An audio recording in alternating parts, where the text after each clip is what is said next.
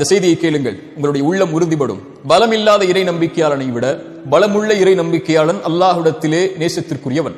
இந்த ஹதீஸை எப்படி இந்த நேரத்தில் விவரிப்பது? சுருக்கமாக சொல்கிறேன்.